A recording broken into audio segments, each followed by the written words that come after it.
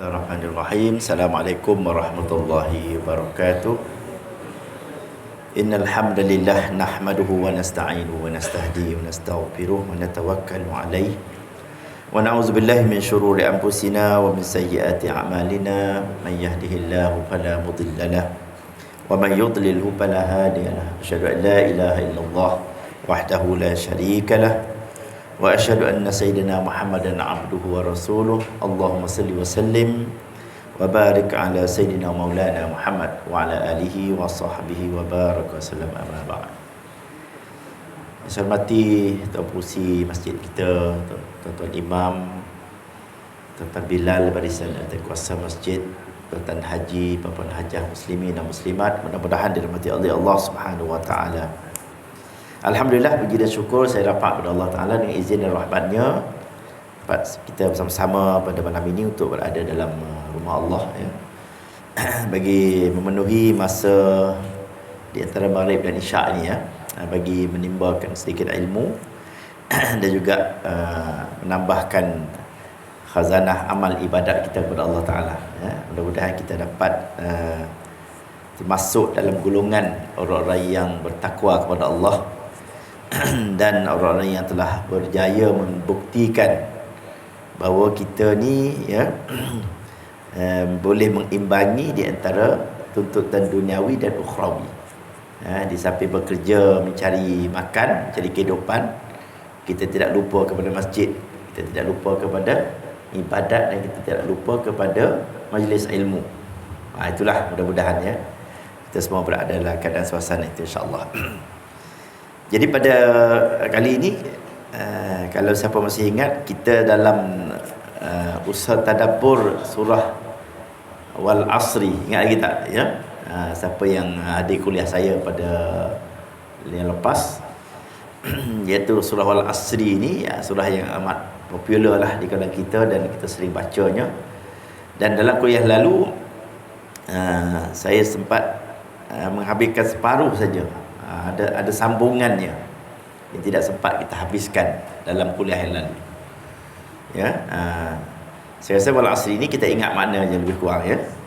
Demi masa, demi waktu asar, itu disebut dalam kuliah yang lepas lah. Kita dah sebut Allah Ta'ala bersumpah dengan masa, dengan umur kita, bahawa semua manusia itu di dalam kerugian, kan, fi khusrin. Saya, tuan-tuan apa semua rugi, semua rugi. Ya, rugi dalam arti kata kita ni tidak berjaya memenuhi segala tuntutan amal ibadat yang Allah Ta'ala perdu pada kita. Sebab tu di akhirat besok, tuan-tuan, yang masuk syurga pun merasakan rugi lagi. Apatah lagi yang tak masuk syurga, ya. Yang masuk syurga ni rugi kenapa? Dia kata kalau aku beramal lebih sikit dari itu, aku dapat syurga yang lebih tinggi martabatnya daripada syurga yang boleh duduk sekarang. Tapi rugi-rugi berada dalam syurga boleh gagah lagi, tuan. Kalau rugi berada di tempat lain, na'udzubillah. Jadi kita berusaha, tuan-tuan, insya-Allah. Jadi saya tak nak hurailah yang rugi tu, sebab banyak dah disebut dalam kuliah yang lalu, ya, panjang lebar saya huraikan. Jadi rugi yang ni rugi dalam arti kata pengertian telah pun disebut dalam kitab ini, ya. Di mana kita ni berada dalam keadaan tidak menguntungkan kehidupan kita kerana beberapa sebab yang dikatakan rugi itu, ya. Kalau saya ulang jadi baca semula. Ingat lagi tak? Yang rugi itu siapa dia, ya? Lupa baliklah ustaz kata yang rugi siapa, ya. Jadi inilah yang saya ambil sikit lah, ya, sedikit masuk katakan rugi itu, iaitulah kata Ibnu Abbas, ya, Allah Ta'ala bersumpah dengan masa itu kerana padanya bertukar kelakuan manusia. Manusia ni bertukar, ya, daripada kaya menjadi miskin pun ada, menjadi pada orang besar menjadi orang kecil, ya, daripada manusia yang mulia menjadi hina. Itu pertukaran manusia tu, daripada sihat menjadi sakit.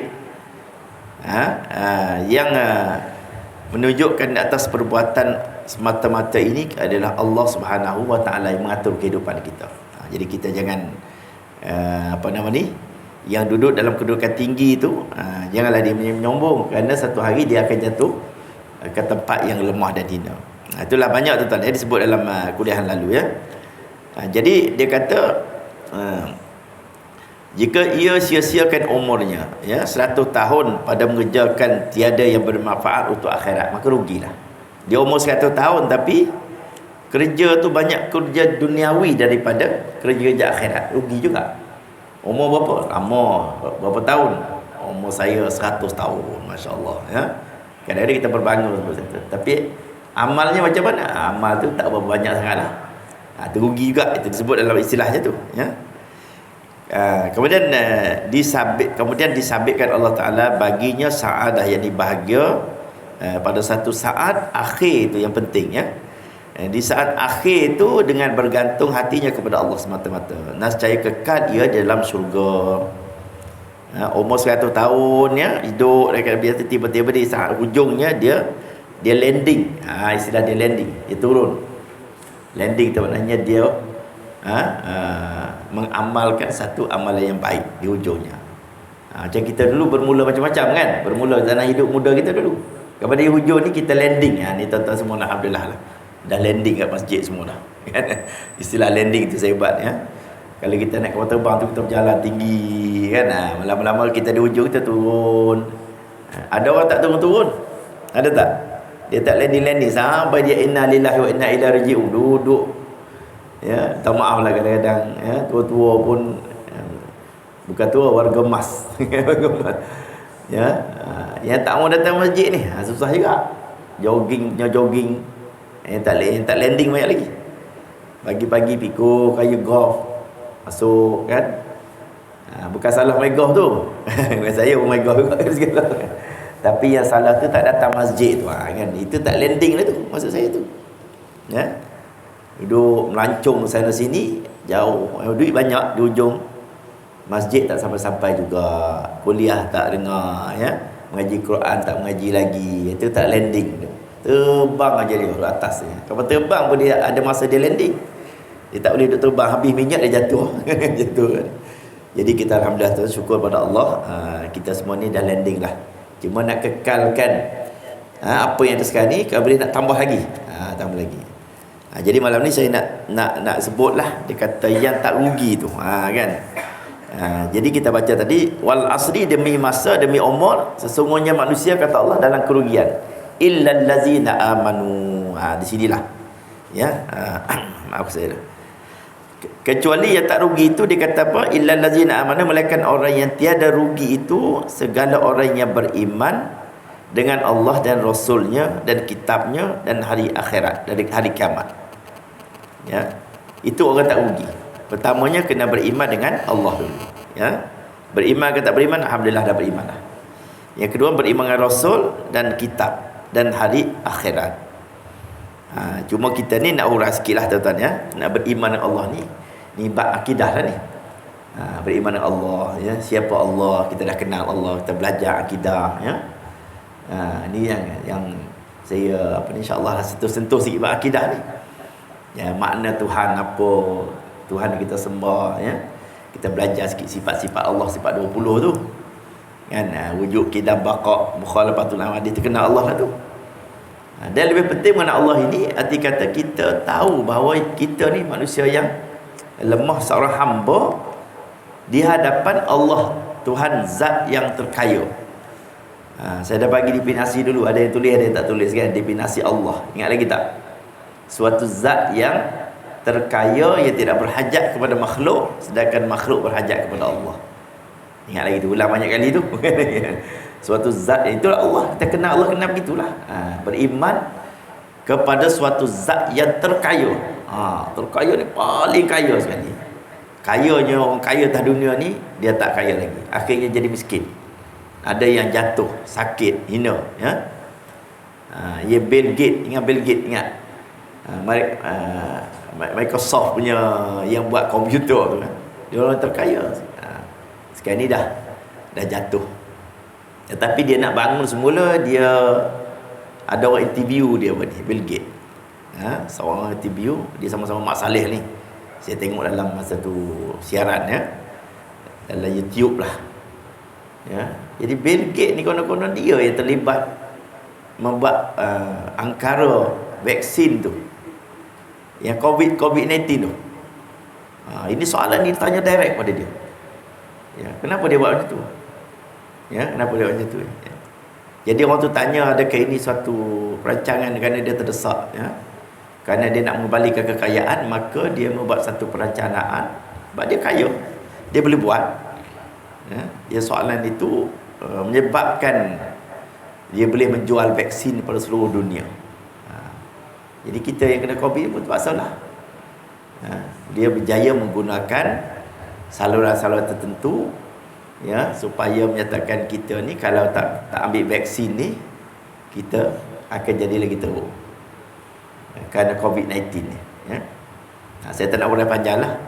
Cuma soalan terakhir yang ditanya oleh wartawan tu, yang temu ramah dia tu, ya, yang dia berjaya, maknanya vaksin itu setelah dia datang, sebelum datang vaksin tu ramai yang mati. Kita tengok mati dia sebab COVID. Saudara mara kita pun mungkin ada rakan-rakan kita ni, ya. Jadi mati tu sebab apa? Sebab itulah, daripada awal lagi COVID-19 ni, kuman tu dikatakan man-made. Dia adalah ciptaan manusia. Bukan satu bala yang diturunkan Allah Ta'ala, dalam bentuk kuman yang, sebab dia merebak seluruh dunia dengan cepat. Semua negeri kena, ya. Konon-kononnya dia nak jual vaksin. Kalau jual vaksin dia dapat bilion-bilion duit. Cuma soalan yang ditanya, dia kata, adakah jiwa awak tenang? Dia tanya itu. Di keadaan usia dah tua sekarang ni, ya, Bill Gates dia dah mula tua dah. Adakah jiwa awak tenang? Itu soalan dia cukup menarik. Ya, dengan dia membuat angkara itu dan dia menjadi kaya raya, adakah jiwa dia tenang? Kita ni tuan-tuan, kalau kita dah duit banyak di usia yang tua, ya, tak berapa nak tenang dah. Sebab kita membuat satu angkara yang luar biasa yang menyebabkan kematian. Sebagaimana sekarang lah ni. Sebab sekarang ni yang Netanyahu ni, ya, Perdana Menteri Israel yang membunuh orang awam, ya, yang mengebom Hospital Al-Ahli, menyebabkan satu jatuh bom tu 1,500 orang mati, kanak-kanak mati, wanita mati, dan 600 orang cedera parah. Jadi Netanyahu ni besok ni, kalau dia nak besok, oleh dia tua, dia dah bersara katakanlah, dia mesti tak akan tenang. Kenapa? Kerana dia telah membunuh begitu ramai orang disebabkan angkara dia. Macam tu kan. Itu yang ambil saya besar-besar lah. Kalau kita ambil yang kecil-kecil tu kan, macam tu juga. Orang yang melakukan rasuah, minta maaf lah, ya. Orang membuat penyelewengan melibatkan juta-juta duit. Apabila usia tua dah, macam mana? Duit banyak dalam bank. Tapi nak makan pun tak boleh dah. Nak berjalan pun tak boleh. Nak pakai terbang pun tak boleh dah, pening. Nak makan ini, ya, darah tinggi, nak makan daging banyak, darah tinggi. Nak makan udang, sotong, ada penyakit pula go out. Penyakit go out. Ada tak orang ni go out? Duit banyak, ya. Itu saya pernah sebut tu kan, saya cerita waktu saya di Sarawak dulu, ya. Adalah orang kaya lah, orang kaya dia, ya, dia bulan Ramadan dia jemput lah kita ni tentera pergi buka puasa sama dia, ya. Jadi dia ni dia buat hidangan untuk kita tu istimewa lah, macam-macam semua ada, udangnya, sotongnya, ya. Ya, dia begitu. Waktu dia punya hidangan hanya ikan apa saya lupa lah, ikan bakar tergolek atau nasi itu tu je. Nasi pun dah pakai beras yang warna perak dah. Dia kata, ni lah saya ustaz, dia tu. Ni lah makanan saya hari-hari. Makan dia kaya tu, kaya sungguh. Ya, cara dia hidangkan makanan untuk kita buka puasa tu, masya-Allah, mewah lah. Kita masa tu muda lagi. Go out belum ada lagi. Jadi makna itu tuan, kita ni apabila dah sampai usia tua macam itulah. Lepas tu kata kalau nak makan semua makan lah, boleh patut. Ini bukan saya nak sebutkan. Tapi itulah. Jadi nak balik tadi atas soal beriman kepada Allah ni, ialah kita beriman dengan suatu zat yang terkaya, yang tidak berhajat pada makhluk, selain makhluk berhajat kepada Allah Subhanahu Wa Taala. Kita semua ni berhajat kepada Allah. Itu makna beriman dengan Allah. Beriman dengan sifat-sifat Allah, beriman dengan Allah memiliki 99 nama Asmaul Husna. Nanti kita huraikan nanti ya, insya-Allah dalam bab akidah nanti. Itu yang pertama. Yang keduanya kita beriman dengan Rasul, ya, beriman dengan Rasul berarti kita percaya kepada Allah Taala mengutuskan para rasul yang begitu ramai. Jumlah rasul, yang diutuskan Nabi 124,000 orang Nabi, 313 orang rasul. Daripada itu ada di dalamnya rasul-rasul yang disebut namanya dalam Al-Quran. Itulah dipatakan rasul, 25 orang rasul tu. Yang ni kita kena tahulah nama-nama dia. Sehingga kita dapat mengenali, membezakan di antara yang rasul yang bukan rasul. Ya. Itu yang saya itu. Kalau dia kata beriman dengan beriman dengan kitab. Ini beriman kitab, yang kita percaya dengan Allah Taala menurunkan kitab kepada seluruh manusia.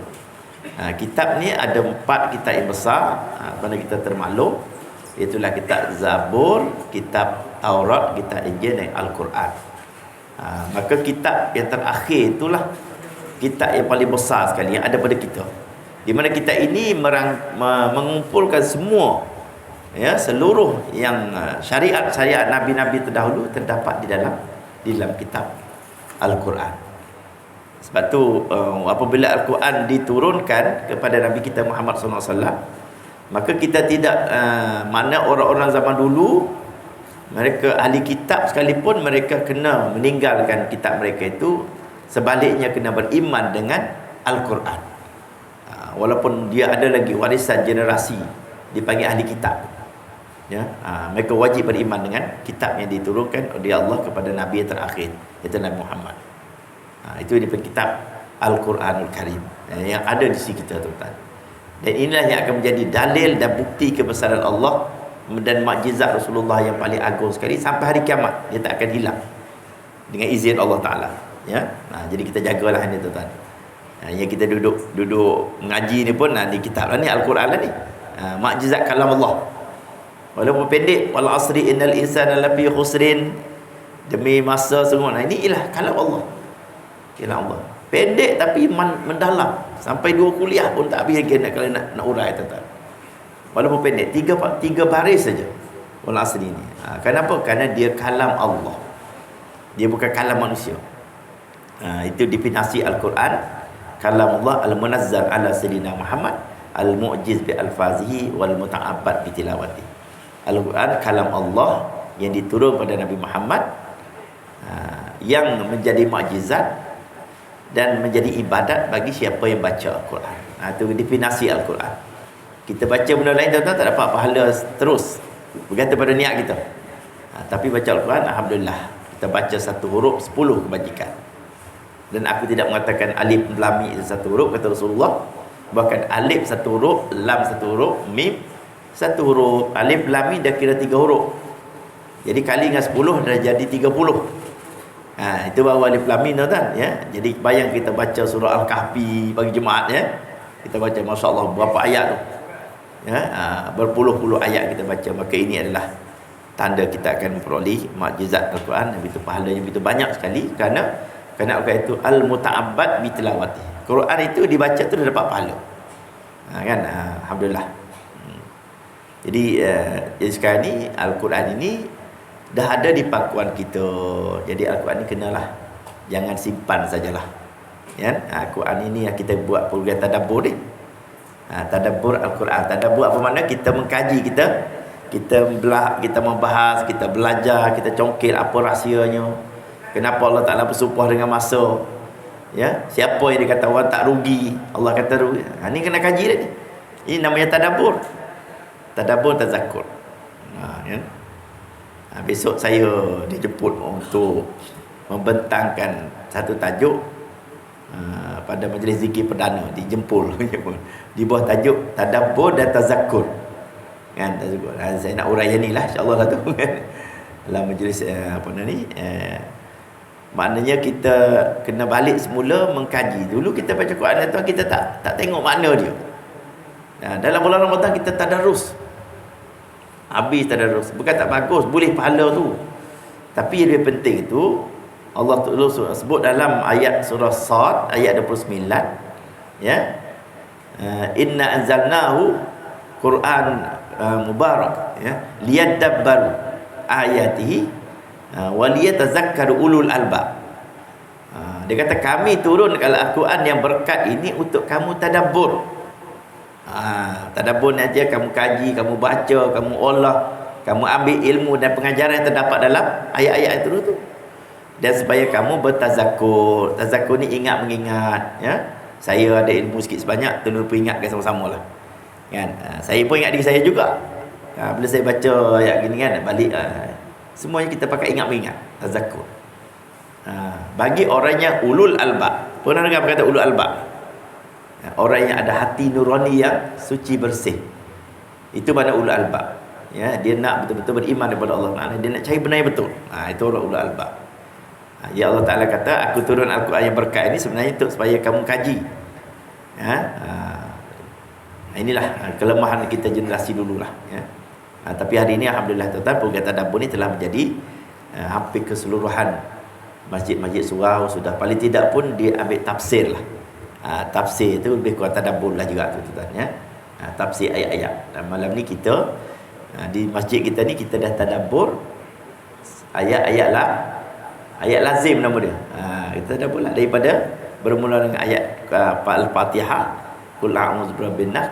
Sekarang ni sudah sampai kepada wal asri.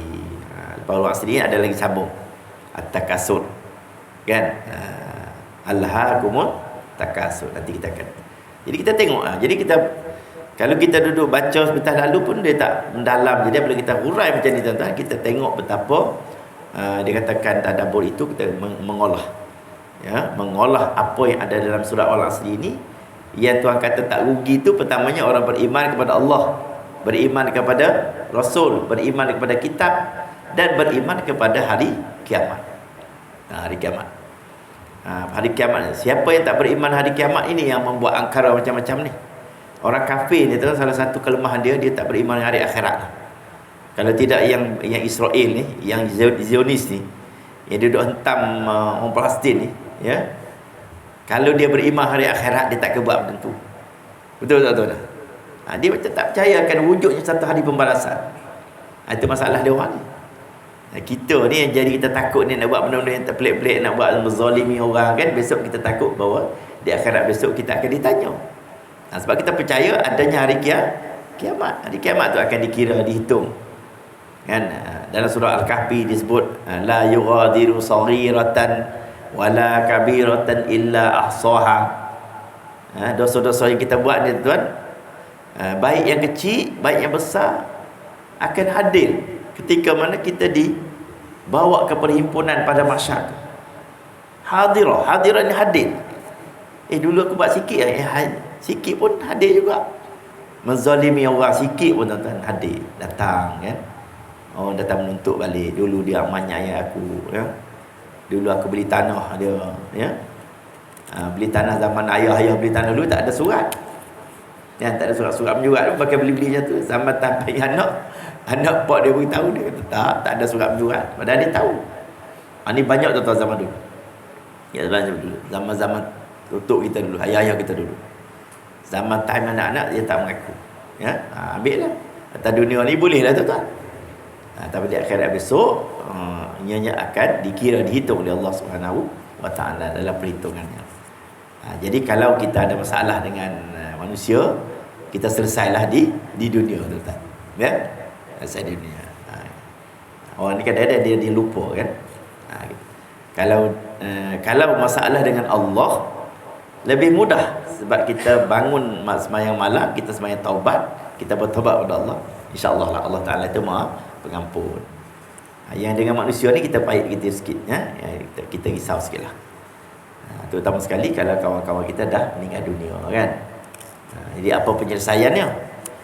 Ya, pertamanya kita kena kalau dia ada waris-waris dia, kita pulanglah benda tu kepada saudara mara dia kalau masih ada. Kalau dia saudara mara pada tak ada, kita kena gunakan yang kita ambil itu untuk sedekah. Berikan pahala itu, niatkan pahala untuk dia. Umpama kita pinjam duit kawan kita lah tu kan. Contoh paling mudah lah. Kita pinjam duit dia 1,000 kan. Tak sempat nak bayar. Tak sempat nak bayar. Cari waris-waris pun tak jumpa dah. Jadi kita sedekahlah. Nak bagi Baitul Mal lagi paling baik. Bagi pada Baitul Mal, niat pahalanya diberikan kepada orang yang kita berhutang itu. InsyaAllah lah. Allah Ta'ala lebih penyayang, lebih pengampun. Jangan kita diam saja. Diam saja tu maknanya kita tak ada tanggungjawab. Jadi kita ingatlah surah Kahfi tu, kita baca bagi jemaah tu ada sebut tu. La yura la yura. Dia tak akan berganjak selagi kita tidak minta ampun kepada Allah Ta'ala dan tidak memberikan perselesaian dengan sesama manusia. Takut besok nanti ada sangkut kita dengan Allah SWT. Itulah. Ini soal beriman dengan hari akhirat. Kalau kita ada, kalau keyakinan itu ada, maka kita ambil. Kerana kita ni termasuk dalam yang dikatakan tidak rugi itu orang yang beriman pada Allah, Rasul dan kitab dan juga hari kiamat. Itu je. Itu yang pertama. Yang keduanya dikatakan orang yang tidak rugi, dikata orang yang beriman yang sebenar itu dia muwafaqat lidah dengan hati. Ni kita tak jumpa lah tu kalau kita tak tadabbur ni. Orang yang beriman sebenar ni mulut dengan hati dia selari. Yang dia cakap mulut tu sama dengan yang ada dalam hati dia. Itu baru dikatakan orang yang tidak rugi. Hari ni ramai tak tahu orang yang scammer. Yang scammer. Yang kadang-kadang kutip derma untuk masjid. Mulutnya manis. Kempen orang macam-macam. Ni zaman ni yang plastik ni kan. Ada lagi ni. Orang mengambil kesempatan. Dalam keadaan rakyat Palestin sedang dihentam begitu teruk, ada orang yang scammer kita. Lepas tu nak bagi derma Palestin ni kena cari betul-betul saluran yang tepat lah. Kita kena, kalau boleh kita kutip-kutip duit ni, kita bagi kepada wakil Aman Palestin ke, MyCare ke, ya. Itu beberapa pertubuhan yang memang insya-Allah sampai. Tadi saya di Restu tadi kita buat inilah pelancaran, kita mencetak Al-Quran ya, 30,000 di mana Al-Quran ini dijual dengan harga 100. Tu jadi duit 100 ini akan diderma kepada Palestin. Kita mensasarkan 3 juta. Ya. Dan kita kena bagi kepada saluran yang betul untuk beli makanan kepada yang rakyat Palestin yang sedang ditindas. Yang paling teruk sekali tu ada makanan. Sebab apa? Bekalan elektrik dipotong. Kan? Makanan tidak dibenarkan bawa masuk. Memang betul-betul nak bunuh lah. Memang teruk sangat. Ya. Jadi kita berkumpul malah kita membuat satu pengisytiharan lah. Ya. Jadi tuan-tuan nak derma pun boleh lah. Derma lah. Kita apa sangatlah RM100 kan. Rakyat kita, bukan kita nak ambil kat kita nak bagi sumbangan kepada rakyat Palestin. Di mana kita Restu ni dia ada saluran dia yang boleh menentukan bahawa ni nak beli makanan aja. 3 juta ni dia kan nak beli makanan, bukan dia nak beli ubat lah semuanya. Sebab makanan tu kalau dah tak ada, bayangkanlah kita bangun pagi dah cari nasi lemak tu, betul tak? Kita bangun pagi tak cari lain, nasi lemak roti canai. Cuba bayangkan satu hari tak boleh makan, puasa. Sehari pun dah kita keluar kabut. Jadi dalam keadaan elektrik tak ada, api air pun dah dipotong, ya. Makanan tak ada, itu bagaimana? Mereka hanya hidup menunggu mati. Dalam penjara yang begitu besar. Dan di kawasan Gaza itu dan tepi barat itu ialah kawasan yang paling padat sekali. 2 juta orang Palestin duduk di satu kawasan yang terlalu sempit. Kalau dia bom memang kena lah tu. Bom lah di kawasan penjuru mana pun akan kena. Sebab kawasan macam kita, orang awam duduk macam ni tu. Yang kata kat Palestin, kalau orang na'udzubillah lah, pandai kata orang jatuhkan bom di kawasan-kawasan kita, memang kena. Sebab kita bukan tentera. Tetap bukan tentera kan. Kalau betul-betul nak bertempur, lawanlah yang Hamas tu. Pergi Lampung kan. Mereka bom daripada jauh, lancar berpandu, jatuhkan bom daripada atas. Inilah. Ini orang yang dikatakan. Ini saya nak ceritakanlah. Tapi bukan tajuk tu lah. Tajuk tadi nak cerita ada orang yang scammer. Orang yang ambil kesempatan daripada derma ni pun ada juga. Ya. Jadi kita tetap kalau kita tak nak betulkan keimanan kita kepada Allah Ta'ala, Kita kena tengok bagaimana hati kita dengan mulut kita ni selari atau tidak. Itu salah satu buktilah keimanan kita pada Allah Taala itu tepat. Saya pun merisau juga lah. Takut cakap-cakap kan, kita cakap mulut lain, hati lain, kita kena jaga itu. Ini banyak penipuan berlaku di akhir zaman ni. Banyak sangat tu. Kadang minta derma, minta saya sendiri pun kena ada sekali dua lah. Dia mengaku dia kawan saya kan, dia kata dia ustaz, dia perkenalkan nama diri dia. Kita pun ya tak tak kenal kawan lama lah kan. Dia kata dia kereta dia kehabisan minyak di highway kan, bila tak pinjam 100. Kita pun tak kan, taklah fikir sangatlah. Transport je lah. Lepas transport tu terima kasih pun tidak. Saya kata aku dah kena dah gini. Dah kena dah. Dia pandai. Siapa dia menggunakan nama? Sebab dia tahu saya ustaz, dia kenal diri dia ustaz. Kawan-kawan kan, ini tu tau. Scammer tu lemah. Ini orang yang menipu orang. Ini berat lah tu, di akhirat besok lah. Berat di akhirat besok. Ini cakap mulut cantik, tapi dalam hatinya ada perancangan lain yang dia sembunyikan. Ini tidak termasuk. Ini ialah inilah. Jadi yang dikatakan orang yang tidak rugi itu, kata dalam kitab ni, kata itulah orang yang muwafaqat, artinya dia seiring lidah mulutnya dengan apa yang ada dalam hatinya. InsyaAllah itu orang baik. Orang baik ni kat mana-mana pun dia sambung. Mulut dia cakap boleh percaya, kan? Kata Rasulullah SAW, di antara 4 sifat Nabi. Kita ingat tak 4 sifat Nabi? Apa dia? Sidik. Bermula dengan sidik dulu. Sidik, amanah, tabligh, fatanah. Sidik artinya benar. Nabi ni nak jadi Nabi kena benar dulu. Sebab tu nak jadi Nabi ni kena benar. Percakapan Nabi kena benar. Nabi tak pernah bohong. Nabi tak pernah katakan dia walaupun dalam keadaan macam mana Nabi seloroh pun, Nabi seloroh tu benar betul lagi. Sebagai contoh lah, sebagai contoh tu Nabi seloroh kan, kita ni kan seloroh kita. Apabila turun ayat Al-Quran, inna ansha'nahu insya'a faja'alnahum na'abkara, kan? Ini dalam surah Waqiah, tak silap saya. Sesungguhnya kami jadikan ahli-ahli syurga itu semuanya orang muda-muda, kan? Anak-anak dara semua. Nabi ceramah ni depan wanita. Jadi apabila Nabi sebut tu, dia kata Nabi kata orang tua-tua tak akan masuk syurga. Nabi seluruh lah. Jadi makcik-makcik ni pakat sedih lah semua. Sedih lah. Sedangkan dia duduk beramal ibadat, semayang, baca Quran, ya. Nabi kata, tiba-tiba Nabi kata orang tua-tua tak masuk syurga. Sebenarnya Nabi seluruh. Jadi Nabi kata memang betul lah. Walaupun dia seluruh tapi betul. Orang, jadi makcik-makcik semua ni tidak akan masuk syurga dengan rupa tua macam ni. Jadi makcik akan dibalik menjadi ada semula umur 25 tahun, ya. Sama lah pakcik-pakcik kita semua insya-Allah lah jadi muda balik lah. Kan? Ni masuk syurga letih semua buat apa?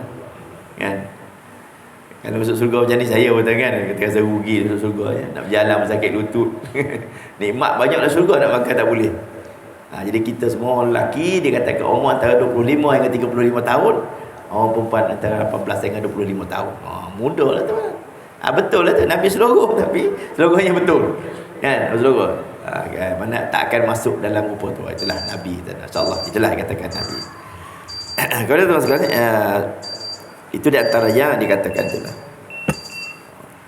Dah masuk isyak tu. Ya. Dan dikatakan orang yang tidak rugi itu ialah, dan orang yang wa'amilus solihat, orang yang beramal soleh, itulah mereka itu akan beramal soleh, mereka itu akan segala amalan yang soleh-soleh dengan menjunjung segala suruhan Allah dan meninggalkan segala tegahannya. Itu dikatakan orang yang beramal soleh. Apa yang Tuhan buat, apa yang Tuhan suruh dia buat, dan apa yang Tuhan tegah tu dia tinggalkan dengan ikhlas, ya, bagi Allah semata-mata. Dia buat tu kan ikhlas semata-mata. Kemudian apa lagi yang tidak rugi, wa tawasau bil haq, dan mereka yang berwasiat, mereka itu setengah mereka akan setengah yang lain dengan yang sebenar-benar, ya. Berwasiat ni artinya bukan wasiat sebagai mereka kata wasiat anak-anak kita nak meninggal dunia sebagainya, ya. Wasiat ni dia berpesan lah. Dia nasihat sebenarnya. Dia nasihat benda-benda yang betul, benar. yang dihukumkan oleh hukum syarak dengan sahnya. Dan tiada harus ingkarnya daripada iman dan Allah Ta'ala dan tauhidnya dan taatnya dan ikut kitabnya dan rasulnya. Itu. Dan zuhud pada dunia dan gemar pada akhirat. Jadi kita ni kalau nak masuk orang yang tidak rugi tuan, kita kena jadi penasihat. Penasihat yang baik. Kalau kita jadi pendakwah pula juga. Ya. Jadi tuan-tuan ni, kita ni berdakwah ikut kapasiti masing-masing, ikut lesen. Kalau lesen kita besar, kita boleh berceramah di tempat yang tinggi. Umpama orang masuk forum perdana, kan? Orang boleh masuk tanyalah ustaz. Masuk. Dia sebab dia lesen dia besar. Kan? Kalau lesen kecil, dia ambil surau-surau masjid. Jadi pegang level yang kita rendah lagi, sama kawan-kawan, sama kawan-kawan kita. Boleh tak kita bernasihati? Boleh tak? Boleh kan? Jumpa nampak dia tak betul, kita nasihat. Itu makna berwasiat dengan kebenaran. Wa tawasau bil haqqi. Kita berusaha. Kadang-kadang sama-sama kawan kita boleh lah kita nasihat. Nampak dia tak betul ni, ya. Jumpa kawan-kawan kita, nampak engkau ni dah lama tak nampak surau. Macam tu pun jadi dia tu. Kan? Kita selorong dia. Selorong pun kena dakwah kat tu. Kan? Kan ni, kita ni dah umur ni, eloklah pergi pakai surau, ya. Ya, kita lalu depan rumah dia pun satu dakwah juga tuan-tuan. Dia duduk atas kursi depan rumah, kita lalu. Kan, lalu sekali. Jom pergi masjid. Tengok besok dah tak ada lah. Besok dah tak ada depan rumah. Kita pergi sekali lagi, jemput dia. Ingat kita nak ajak pergi masjid, sebenarnya kita nak ajak pergi minum teh. Kan? Dia dakwah tuan-tuan, ya. Dakwah yang terbaik di kalangan jemaah ni. Sebab tu jemaah tabligh tuan-tuan, alhamdulillah. Jemaah tabligh tu bukan ustaz-ustaz semua tuan-tuan. Jemaah tabligh tu, saya puji je kalau dia orang. Cara approach dia orang, dia pergi rumah ke rumah tuan. Saya pun tak sanggup. Dia kan, assalamualaikum, ketuk pintu, jom pergi masjid. Kan? Dia berkumpul di satu masjid, dia kalau kita pakai tentera, dia deploy lah. dia hantar semua orang. Ya, alhamdulillah banyak jasa-jasa. Terutama sekali orang-orang yang dia masuk di kalangan artis, ada artis yang berhijrah, dia antara jasa mereka, ya. Sebab tu gerakan dakwah tu kita jangan pelekehlah. Setiap orang tu ada sumbangan dia lah, ya. Saya dengan cara saya ni mengajar tuan-tuan ni dah pandai dah sih, cuma nak bagi mantapkan ilmu lagi, tambahkan iman, itu saja. Jadi tapi kita pun tak sanggup nak turun terjun kepada masyarakat. Dan ada orang sanggup pergi masuk kawasan pedalaman, ya, pergi berdakwah, ya. Saya pernah jalan lah kerja tu, ya. Pernah muda-muda dulu masuk kawasan orang asli, ya. Pergi nak dakwah asli bukan senang, kan. Tapi sekali di Sabah Sarawak, Sabah Sarawak dulu masuk. Kalau pergi masuk kawasan dia tu, bawah tu semua ada lembu ekor pendek penuh. Lembu ekor pendek, kan. Pergi ada satu pendakwah tu, dia beritahulah dia berjaya mengislamkan satu rumah panjang. Di bawah tu, tapi rumah panjang tu di bawah tu penuh dengan lembu tu, lembu ekor pendek tu. Jadi dia beritahu, nanti saya datang sekali lagi, saya tak nak tengoklah lembu-lembu ekor pendek ni ada kat bawah rumah ni. Kan? Lepas 3 bulan dia pergi balik. Pergi seekor pun tak ada lembu ekor pendek tu. Alhamdulillah. Jadi dia tanya ke mana pergi lembu ni? Kami makan semua, dia kata. Masya-Allah. Allahu Akbar. Jadi pendakwah ni dia silap, dia tak bagi tahu. Dia berhabis ni masa 3 bulan tak buat barbecue hari-hari. Tu silap strategi dakwah. Dia tak bagi tahu jangan makan, dia bagi tahu saya tak nak tengok ada lembu ekor pendek ni di bawah rumah. Memang tak ada seekor pun lah. Tengok habis dia makan. Cerita dia. Dakwah, ya. Dah sampai satu rumah panjang kita pergi, kan. Saya pergi dengan uniform, pakai uniform, bawa doktor. Jadi saya menyamar lah konon-kononnya kita bukan ustaz lah. Sebelum nak jumpa doktor, jumpa saya dulu. Saya ni macam kaunseling lah, kan. Dia sebenarnya pergi, dia bukan nak jumpa, nak cari bab agama ni, dia nak buat rawatan, dia nak dapat makanan, gitu aja dia orang. Jadi strategi kita tu, sebelum dia nak jumpa doktor gigi, doktor sebagainya, jumpa kita dulu, Kita pun tak pakai, nak pakai uniform. Tentu lah, kopiah pun tak pakai. Baru cerita bab agama, tanya dia, ini. Tetapi masalah tuan-tuan, Orang ni kalau sudah dia menganut satu agama, dia mempayah nak ditukar. Jadi Kristian dah masuk dulu pada kita. Kristian dah masuk dah. Dalam kepala dia sudah ada Jesus Christ. Sudah ada Tuhan Yesus. Nama dia pun dah nama John, nama Matthews, nama putih tu. Dia pandai strategi Badri ni. Dia masuk Islam kan orang Sabah Sarawak ni. Dia bagi nama-nama yang standard lah, nama-nama Mak Saleh. Lepas tu tengok Sabah Sarawak nama dia macam nama putih, betul tak? Nama putih. John Matthews lah. Ada nama apa ni, Mark lah kan.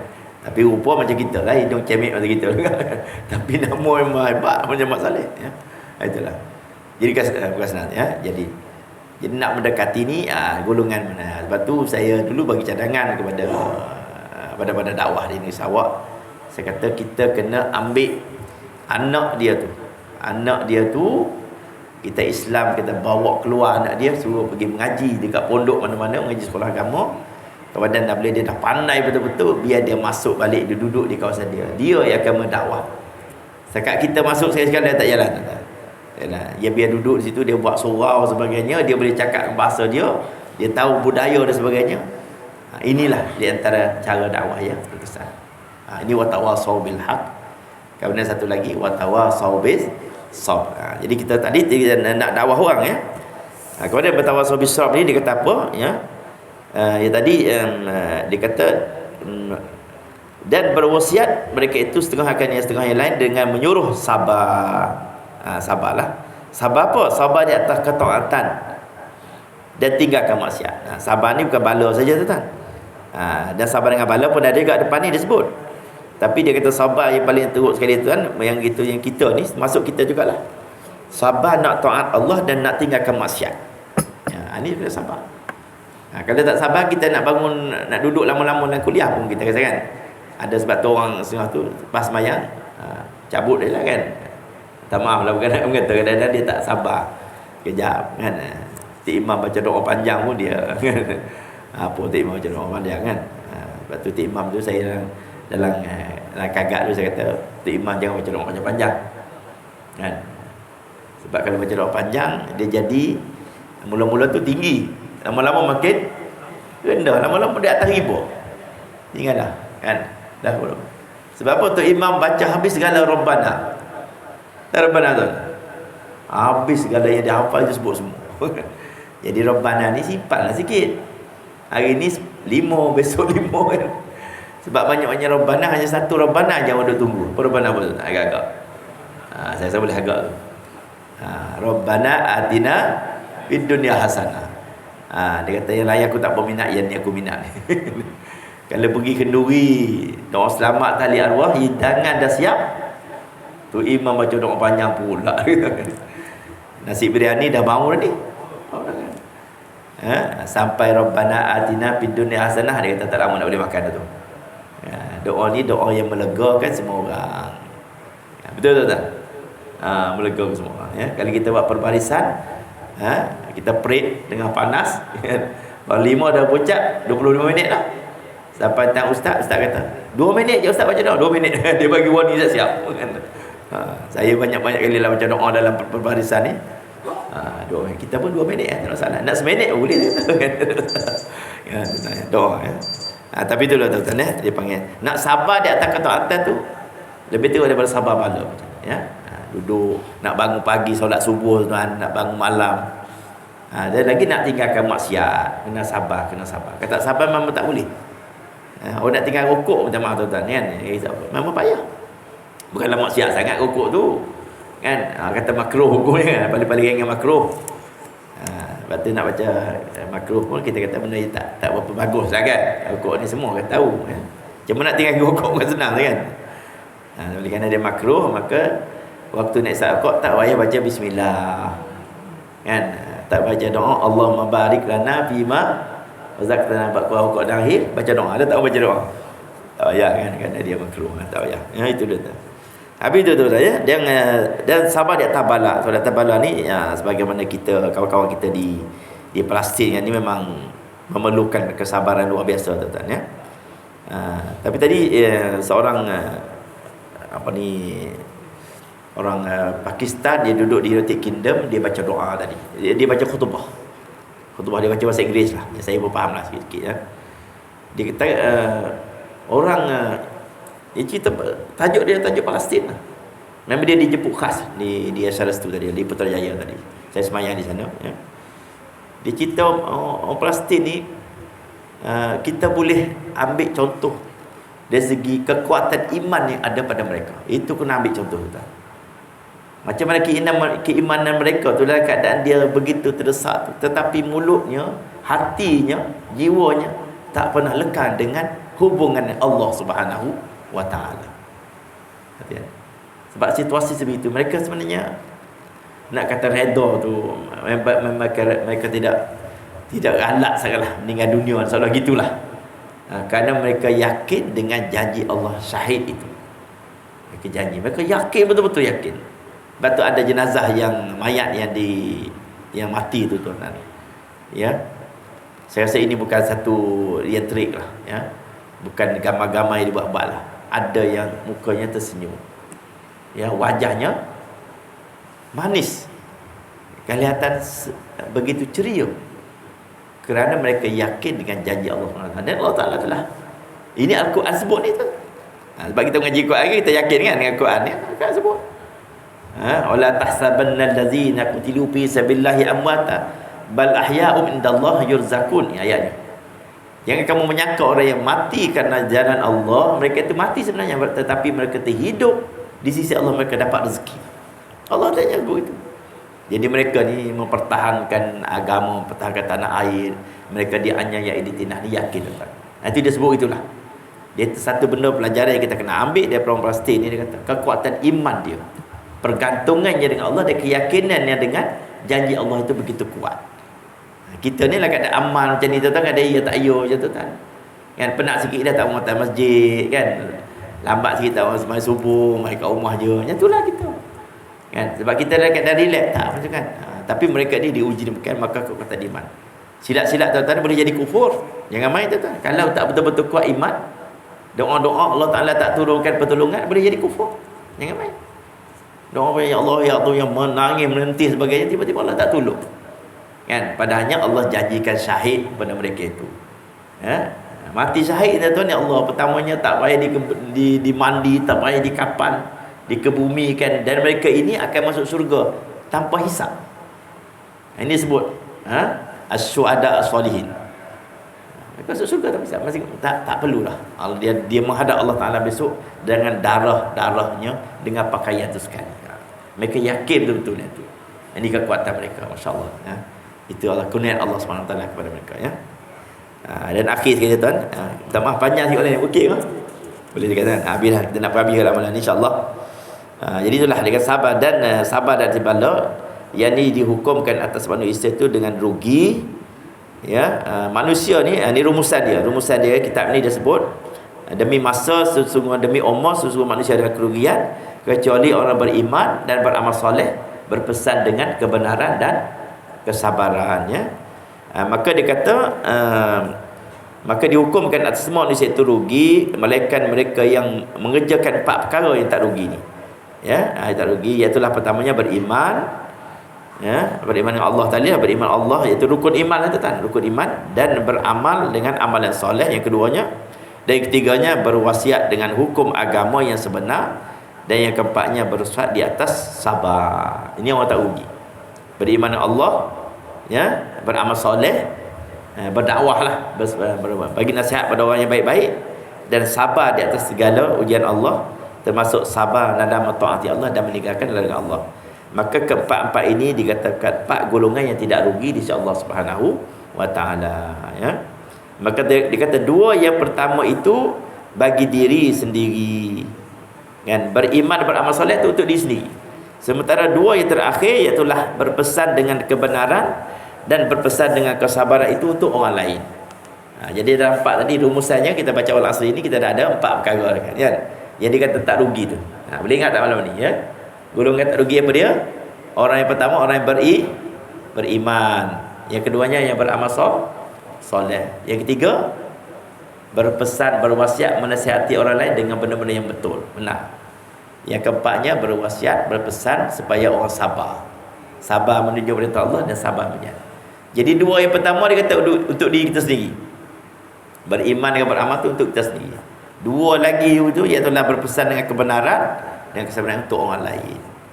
Jadi campur dua ni insya-Allah lah ya. Jadi siapa nak pahala lebih dia buat empat-empat ni ya. Paling tidak pun dua yang pertama tadi. Ya. Beriman dan beramal soleh insya-Allah. Kali ini dapat kita insya-Allah itulah tadabbur kita, ulasan kita mengenai surah Al-Asr ini. Mudah-mudahan kita dapat sedikit faedah lah ketika mana kita baca surah Al-Asr dan solat kita. Jadi kita terbayang sikit sebanyak ya ustaz sebut tu kan lebih kurang lah ya. Ya tak rugi tempat golongan, ingat itu cukup lah tuan-tuan. Dengan ikat golongan beriman, beramal soleh, berpesan dengan kebenaran dan kesabaran. Mudah-mudahan kita semua termasuk dalam keempat-empat golongan yang disebut oleh Allah Ta'ala dalam Al-Quran. Inilah kalam Allah. Sama-sama kita doa kepada Allah Ta'ala, moga-moga kita diberikan kurniaan oleh Allah Ta'ala untuk menjiwai empat-empat perkara ini. Dan kita juga doa kepada Allah Ta'ala, semoga Allah berikan kekuatan kepada rakyat Palestin, kawan-kawan kita di sana ya, diberikan kesabaran, ketabahan, dan diberikan bantuan pertolongan sebaik-baiknya demi untuk survival mereka di bumi sendiri yang mereka ni ditindas dengan teruk sekali oleh orang Zionis ini, laknatullah alaihi. Wallahu a'lam, wabillahi taufiq hidayah. Assalamualaikum warahmatullahi wabarakatuh. Auzubillahi samil alim syaitan. Bismillahirrahmanirrahim. Rabbil alamin wassalatu wassalamu ala rasulillah amin wa ala alihi washabbihi ajma'in. Allahumma inna wa israfana wa aqdamana ala al-qawmil kafirin. Allahumma inna naj'aluka fi dhuhuri a'da'ina wa na'udzubika min syururi. Allahumma baddid syamlahum wa barik jam'ahum wa zalzil kalimatahum wa sallit alaihim kalban min kilab ya qahhar ya muttaqin Allah ya Allah ya arhamar rahimin. Allahumma ya munzilal kitab wa ya mujri as-sahab wa ya hazimal ahzab ihzimhum wansurna alaihim bi rahmatika ya arhamar rahimin. Allahumma ansur ikhwanana fi Palestin bi rahmatika ya arhamar rahimin. Wa sallallahu ala sayyidina Muhammad walhamdulillahi rabbil alamin. Qabalallahu minkum.